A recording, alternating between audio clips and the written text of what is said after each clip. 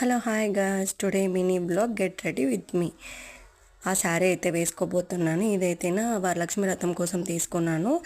అది అలా కట్టేసుకునేసి ఎలా రెడీ అవుతానంటే, నేను ఫెయిర్ అండ్ లవ్లీ తప్ప ఏది వాడను.